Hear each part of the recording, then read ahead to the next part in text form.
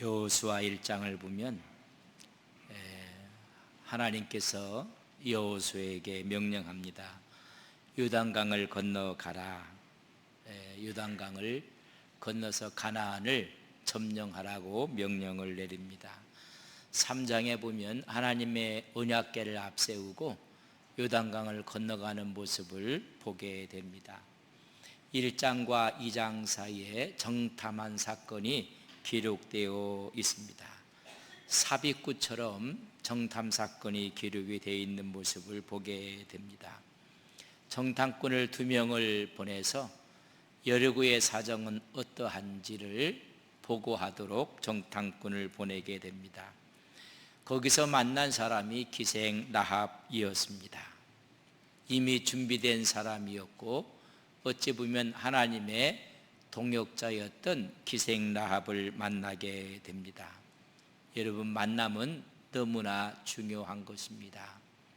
수가성 여인이 예수님을 만남으로 물동이를 버려두고 다시 동네로 뛰어들어가 내가 메시아를 만났다고 증언하고 있는 모습을 보게 됩니다. 나하만 장군은 계집 여종을 만남으로 병을 낫게 되는 놀라운 기적의 역사도 성경에서 기록되어 있습니다. 여러분, 만남이라는 것이 얼마나 중요한지로 말할 수가 없었습니다. 임진왜란 때 우리나라가 여러분 정말로 어려운 고비를 맞이했을 때 유성룡과 이순신의 만남은 우리나라를 새롭게 구하는 길이었습니다. 특별히 만남이 얼마나 중요한지 오늘도 여리고에 있는 기생과 두 정탐꾼의 만남의 이야기를 해주고 있습니다. 때는 주전 1305년이었습니다. 이스라엘이 가나안 땅을 점령하기 위해서는 첫 관문이었던 여리고 성에 들어가기 위해서 정탐꾼을 보내게 됩니다. 여러분, 여리고 성은 가나안에서 가장 번성했던 곳입니다. 큰 샘물이 있었고 풍요로운 지역이었습니다. 상업이 발달했고 농업이 아주 발달했던 곳입니다. 거기는 바알을 섬기고 오히려 아스다스를 섬기는 풍요의 신을 섬겼던 곳이었습니다. 그곳에 오늘 1절 말씀에 보면 눈의 아들 여호수아가 시딤에서 두 사람을 정탐꾼으로 보내매 이르되 가서 그 땅과 여리고를 엿보라 하매 그들이 가서 라합이라 하는 기생의 집에 들어가 거기에 유숙하더니라고 기록하고 있습니다. 아주 은밀하게 그 땅을, 거기에 있는 여리고를 엿보라고 2명의 정탐꾼을 보내게 됩니다. 백성들조차 모르게 은밀하게 보냈습니다. 여호수아는 특별히 가데스 바네에서 12명의 정탐꾼 중에 한 사람이었습니다. 공개적으로 대표를 세워서 보냈는데 40일 후에 보고가 정반대였습니다. 여호수아 갈렙의 보고랑 나머지 10사람의 보고가 달라서 큰 어려움을 당하게 됐던 것을 기억하고 있습니다. 아무도 모르게 여리고성에 2명의 정탐꾼을 보낸 것입니다. 이 여리고성을 무너뜨리지 아니하고는 가나안 땅을 여러분 점령할 수가 없습니다. 입구였던 여리고성을 먼저 공략하기 위해서 정탐꾼을 보낸 것입니다. 이 2명의 정탐꾼은 수많은 사람들이 오가는 기생의 집에 가서 유숙했다고 하는 것은 자기 자신을 은밀하게 감추기 위해서 오히려 그 집을 택했습니다. 그러나 성경에 보면 은밀하게 보냈는데 이미 여리고 왕이 알고 있습니다. 보고가 들어서 이스라엘의 정탐꾼이 들어왔다는 것을 보고받고 있는 모습을 성경은 기록합니다. 2절에 보면 어떤 사람이 여리고 왕에게 말하여 이르되 보소서 이 땅에 이스라엘 자손 중에 몇 사람이 이 땅을 정탐하러 이리로 들어왔나이다. 은밀하게 들어왔는데 이미 여리고성의 왕이 알고 있었다고 이야기합니다. 수상한 스파이가 아닙니다. 이스라엘 스파이라고 이야기를 합니다. 수많은 민족이 있는데 저 이스라엘 사람이 들어왔다고 보고가 왕에게 들어간 것입니다. 이유는 이렇게 이야기할 수가 있습니다. 어떻게 이 사실을 알았을까? 초긴장을 하고 있는 이 여리고성 사람들과 시딤에 진을 치고 있었던 이스라엘 백성들 사이에 심리전이 있었을 것 같습니다. 여리고에서 파송한 이스라엘 내에 있는 사람 가운데 스파이로 세웠다는 이야기도 하게 됩니다. 그러나 더 중요한 것은 지금 요단을 건너오는 저 이스라엘을 맞이하고 있는 여리고 사람들은 초긴장을 하면서 예측을 하고 있었습니다. 그 예측에 여러분 그대로 2명의 정탐꾼이 걸려들었던 것입니다. 이 사실이 탄로나자 군사들을 보낸 곳은 기생 라합의 집이었습니다. 3절에 보면 여리고 왕이 라합에게 사람을 보내어 이르되 내게로 와서 내 집에 들어간 그 사람을 끌어내라. 그들이 이 온 땅을 전탐하러 왔느니라. 두 정탐꾼은 가장 안전하라고 생각했던 그 집으로 돌아갔는데 여리고 사람들은 지목하기를 바로 그 집에 갔을 것이라고 여러분 추측을 하고 군사들을 보내게 됩니다. 여러분 여기서 우리는 한 두 가지를 이해를 하셔야 됩니다. 첫째는 라합입니다. 라합은 어떤 사람인가? 아모리 족속의 기생이었습니다. 이 라합의 뜻은 넓다 그런 이야기입니다. 넓다는 의미를 갖고 있고 이 라합은 훗날 메시아의 족보에 그의 이름이 기록되는 여인입니다. 하나님의 놀라운 축복을 받았던 여인이 이 라합입니다. 이유는 딱 한 가지입니다. 하나님의 사람을 도와줬다는 이유였습니다. 다시 말하면 하나님의 동역자로서의 하나님께 쓰임을 받았다는 것입니다. 여러분 놀라운 것입니다. 하나님의 동역자들은 하나님의 일을 돕는 사람들입니다. 언젠가는 하나님께서 큰 축복으로 함께 한다는 것을 우리에게 말씀하고 있습니다. 라합은 2명의 정탐꾼을 숨겨줬고 그를 보호하고 그를 도피시켜 주었습니다. 생명을 무릅쓰고 도와준 것입니다. 재빨리 피신시키고 또한 창에서 붉은 줄로 내려서 그들을 도망갈 수 있도록 도와준 사람입니다. 이것이 라합의 모습이었고 두 번째, 그럼 라합은 어떤 사람이었고 어떤 믿음의 사람인 것을 우리는 이해를 하셔야 됩니다.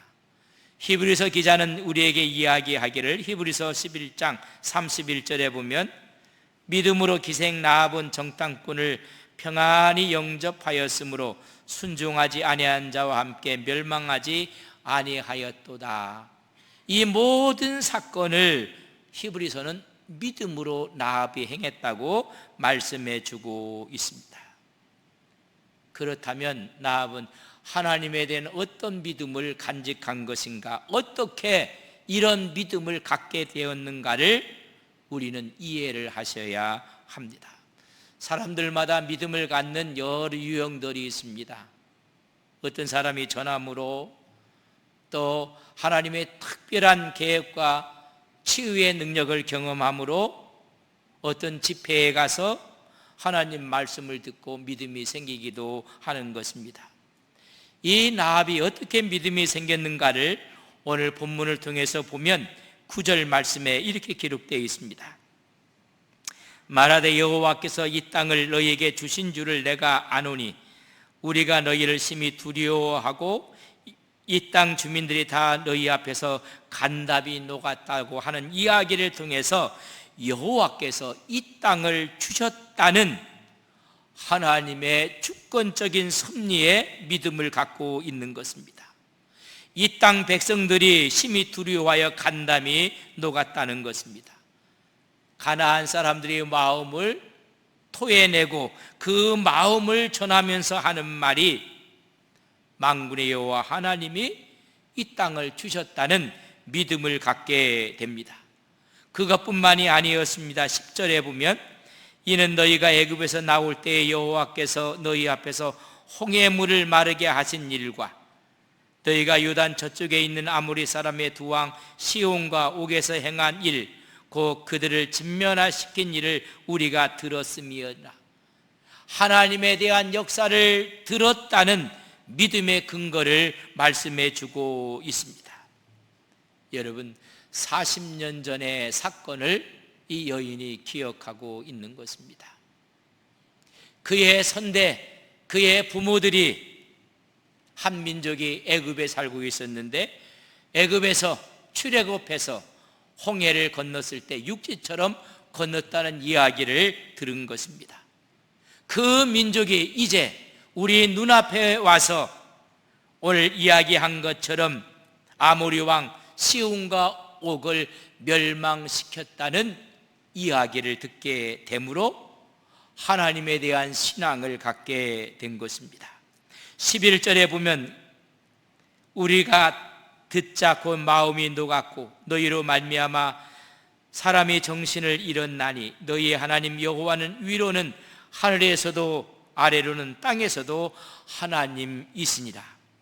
그의 믿음의 근거는 들음에서 왔다는 것입니다.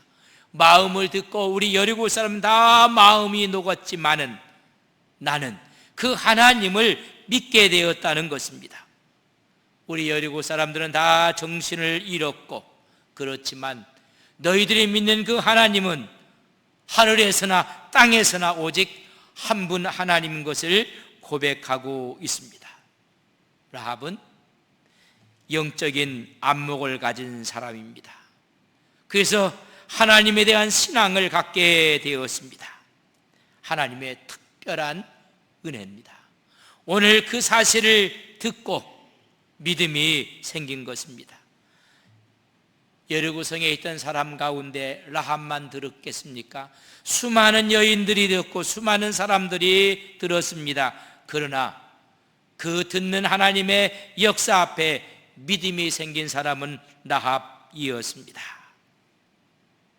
우리가 같이 예배를 드리고 하나님 말씀을 듣고 함에도 불구하고 그 말씀이 우리 마음속에 잘 박힌 모처럼 믿음으로 연결되는 사람은 그렇게 많지가 않습니다. 그런 이야기를 듣고 나서 우리 여리고 사람들은 모두가 절망하고 있다는 것입니다. 마음이 녹았다는 것입니다. 왜냐하면 이스라엘 배후에 역사하시는 하나님의 소문을 듣고 놀랐다는 것입니다. 광야 40년을 지나왔던 이스라엘 백성들, 여러분 용감한 군인들이 아니었습니다. 잘 훈련된 군인들도 아니었습니다. 그들이 무서워하는 것은 그 배후에 있는 하나님의 위용이었습니다. 그 사실을 라합이 깨달은 것입니다. 그것을 듣고 믿음이 생긴 것입니다. 그래서 정탐꾼을 도와주었습니다. 하나님께서 미리 여리고성에 믿음의 사람을 준비시킨 것입니다. 바로 그 여인이 하나님의 동역자였습니다. 세상에서는 별 볼 일 없는 여자, 우리가 이야기하면 기생 매춘부일 수도 있었을 것입니다. 그러나 하나님은 그런 여인을 사용해서 하나님의 동역자로 만드셨습니다. 여러분, 하나님의 사랑과 하나님의 은혜를 여러분 우리는 얼만큼 이해하고 계십니까? 하나님이 사람을 쓰실 때 편견이 없다는 사실을 아십니까? 하나님이 사람을 쓰실 때 선입견을 갖고 있지 않다는 것을 아십니까? 하나님은 사람을 쓰실 때 외모를 보지 않고 마음 중심을 보신다고 말씀하고 있습니다. 사무엘상 16장 7절에 보면 내가 보는 것은 사람과 같지 아니하니 사람은 외모로 보거니와 나 여호와는 중심을 보느니라. 사람들은 외적인 스펙을 보고 외적인 것을 다 우리가 바라봅니다. 그러나 하나님은 그렇지 않다는 것입니다. 대부분 외적인 것에 의해서 많은 사람들이 편견을 갖습니다. 선입견을 갖게 됩니다. 오늘 이 이야기는 다윗을 왕으로 세우는 사건 가운데 선지자 사무엘도 사람을 외모로 보았습니다. 다윗의 아버지 이새도 외모로 사람들을 보았습니다. 그러나 하나님은 마음 중심을 보신다고 말씀해 주고 있습니다. 라합은 외모로 보면 하나님의 동역자가 될 수 없는 사람입니다. 가나안 여리고에서 소외된 배제된 사람입니다. 왜 하나님은 그런 사람을 하나님의 동역자로 사용하시는가? 하나님의 마음을 움직였던 라합입니다. 여러분, 무엇 때문에 그런지 아십니까? 40년 전에 홍해를 건너왔던 하나님의 백성에 대한 소식을 들었습니다. 하나님께서 육시처럼 그들을 인도했다는 것입니다. 광야 40년 동안 하나님께서 만나와 메추리개로 그들을 배불리 먹여주셨다는 것입니다. 낮에는 구름 기둥으로, 밤에는 불 기둥으로 그들을 인도하셨던 그 하나님 믿는 백성이 지금 여리고 맞은편에 와 있다는 것입니다. 그들은 가장 강했던 시온왕과 옥을 멸망시켰다는 것을 들었습니다. 여리고에 있는 수많은 사람들이 다 들었습니다. 그 소문을 소문으로 취급하고 말았습니다. 그러나 이 여인만큼은 소문을 소문으로 듣지 않고 사실로 믿었습니다. 아니, 믿음으로 받아들인 것입니다. 수많은 이야기를 듣습니다. 하나님의 역사를 우리는 듣게 됩니다. 그러나 다 지나가는 이야기로, 소문으로 듣습니다. 그러나 이 여인은 그 소문을 사실로 믿고 거기에 하나님에 대한 여호와의 신앙을 간직하게 된 것입니다. 예수님의 치유 사건을 보면 예수님의 기적 역사하심을 모든 사람이 다 듣습니다. 예수님 당시에 혈류증 여인이 한 사람이었겠습니까? 주님에 대한 소문을 듣고 나서 그 소문을 사실로 믿고 믿음으로 응답한 여인에 대한 이야기를 우리는 마가복음에서 만나볼 수가 있습니다. 마가복음 5장 27절 28절에 보면 예수의 소문을 듣고 무리 가운데 끼어 뒤로 와서 그의 옷에 손을 대니 이는 내가 그의 손에만 옷을 대어도 구원을 받으리라 생각함이라. 수많은 사람이 소문을 들었습니다. 그러나 소문으로 끝나고 말았습니다. 한 여인이 그 소문을 사실로 마음속에 받아들입니다. 그런 능력이 있는 그 주님 가까이 가서 옷자락만 만져도 나을 것 같은 믿음을 간직하게 됩니다. 다 소문으로 끝났지만은 이 여인은 소문을 사실로 믿고 믿음이 생겼습니다. 드디어 주님의 옷자락을 만졌을 때 그는 치유를 받게 되었습니다. 그때 예수님께서 하신 말씀이 마가복음 5장 34절에 있는 말씀입니다. 예수께서 이르시되 딸아, 내 믿음이 너를 구원하였으니 평안히 가라. 내 병에서 놓여 건강할지어다. 여러분, 우리 주님께서 내 믿음이 크도다. 소문을 사실로 믿고 확신해서 주님 앞에 나갔던 이 여인에게 내 믿음이 크다고 말씀해 주고 있습니다. 기생 라합은 주 정탐꾼을 살려줄 뿐만 아니라 이제는 얼마 있지 않아서 이 여리고성이 무너질 것을 짐작하는 것입니다. 하나님의 역사 앞에 여리고성이 무너질 때 우리 가족을 구원해 달라고 이야기하는 모습을 통해서 이 여인의 믿음을 우리는 가름할 수가 있는 것입니다. 내 가족의 안전을 보장해 줄 것을 이야기합니다. 이 여리고성이 무너질 때 우리의 생명을 구원할 약속을 받아내는 모습을 보게 됩니다. 내가 당신들에게 선대했던 것처럼 당신들도 우리 가족에게 선대하라, 그 징표를 달라고 이야기를 합니다. 소문으로 끝나는 것이 아니었습니다. 하나님을 철저히 믿는 여인의 신앙의 모습입니다. 2장 13절에 보면 여호수아 그리고 나의 부모와 나의 남녀 형제와 그들에게 속한 모든 사람을 살려주어 우리 목숨을 죽음에서 건져내라고 이야기해 주고 있습니다. 여러분, 라합의 믿음은 소문을 사실로 믿고 그 사실 앞에 생명을 걸고 있는 한 여인의 믿음을 보게 됩니다. 정탐꾼을 붉은 줄로 창문에서 그들을 내려주고, 그때 두 정탐꾼은 말합니다. 여리고성을 멸망할 때, 우리가 침략할 때 이 창문에 이 붉은 줄을 달라고 이야기를 해주고 있습니다. 기생 라합은 믿음으로 반응한 것입니다. 믿음으로 반응하는 사람들이 하나님의 동역자들입니다. 하나님의 동역자가 받은 축복이 무엇인지 성경은 우리에게 증언하고 있습니다. 상상할 수 없는 하나님의 축복을 라합이 받게 됩니다. 우리는 마태복음 1장 5절을 읽어보면 살몬은 라합에게서 보아스를 낳고, 보아스는 룻에게서 오벳을 낳고, 오벳은 이새를 낳고, 이새는 다윗을 낳고, 다윗의 후손으로 예수 그리스도가 오는, 여러분, 예수 그리스도 메시아의 족보에 그의 이름이 올라가게 됩니다.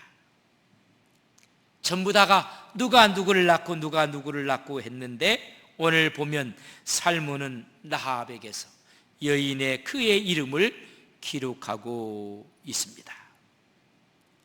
성서에 보면 특별히 여인의 이름을 기록하는 부분을 우리는 마태복음 1장 3절에서도 우리가 볼 수가 있습니다. 유다는 다말에게서 베레스와 세레를 낳고, 베레스는 헤스론을 낳고, 헤스론은 남을 낳고 이야기합니다. 만약에 이것을 일반적으로 기록한다면 유다는 베레스와 사레를 낳고를 얘기할 때 다말에게서라고 기록해 주고 있습니다. 살몬은 보아스를 낳고라고 기록해야 될 텐데 살몬은 라합에게서 보아스를 낳고, 보아스는 오벳을 낳고라고 기록해야 되는데 보아스는 룻에게서 오벳을 낳았다고 말씀하고 있습니다. 이들 여인들의 모습을 가만히 보면 여러분, 문제가 많은 여인들입니다. 그러나 하나님의 역사에 쓰임받는 여인들이 되고 말았습니다. 메시아의 족보에 이 여인들의 이름이 올라간 것입니다. 여기서 우리는 큰 깨달음이 있습니다. 다른 여인들의 이름은 기록하지 않았습니다. 그러나 꼭 문제가 있는 여인의 이름을 기록하여 그로 인해서 낳았다고 이야기를 해주고 있습니다. 성경이 말하기를 살몬은 라합에게서 보아스를 낳았다고 했습니다. 여러분 잘 들어보십시오. 이 보아스는 룻에게서 그의 아내에게서 오벳을 낳았다고 또 기록하고 있습니다. 라합의 믿음을 다시 한번 우리는 살펴볼 수 있는 중요한 구절이 바로 마태복음 1장 5절에 있는 말씀입니다. 라합은 기생이었습니다. 근데 정탐꾼 중에 한 사람 살몬을 만나서 결혼을 하게 되었습니다. 그래서 낳은 아들이 여러분 보아하스입니다. 사회적으로 이야기한다면 라합은 흠이 있는 여자였습니다. 그러나 믿음으로 그것을 극복했던 하나님의 동역자였음은 우리는 분명합니다. 그러나 그가 기생이었습니다. 자기 아들이 결혼할 때 여자가 과부입니다. 여러분, 룻은 이방 여인입니다. 또한 한 번 결혼했던 여인입니다. 시어머니가 됐던 라합이 그 사실을 받아들인다는 것은 그리 쉬운 일이 아닙니다. 내 자신이 기생 라합이었기 때문에 내 아들만큼은 흠이 없는 여인을 며느리로 드리고 싶은 것이 여러분 모든 여인들의 마음일 것입니다. 오히려 더 배타적이고 이해하지 못함으로 아들의 결혼을 반대했을 것입니다. 그러나 성경에는 그 사실을 기록하지 않고 있습니다. 그러나 룻기에 보면 이 사실은 축제로 끝나는 것을 보면 시어머니였던 라합이 수용하고 받아들인 것이 분명합니다. 라합의 뜻은 높다라는 뜻입니다. 못 받을 것이 없다는 이야기입니다. 그래서 예수님의 계보에 라합이 룻이 기록되게 된 것입니다. 만약 이것을 오늘 이 시대의 사회 문제로 우리가 이야기한다면 여러분 이런 분류는 없습니다. 어찌 보면 콩가루 집안입니다. 여러분, 유다는 다말에게서 자식을 낳는데 그의 작부에 보면 여러분 유다와 다말 사이는 시아버지와 며느리 사이입니다. 그래서 시아버지라고 하는 것입니다. 씨를 준 아버지입니다.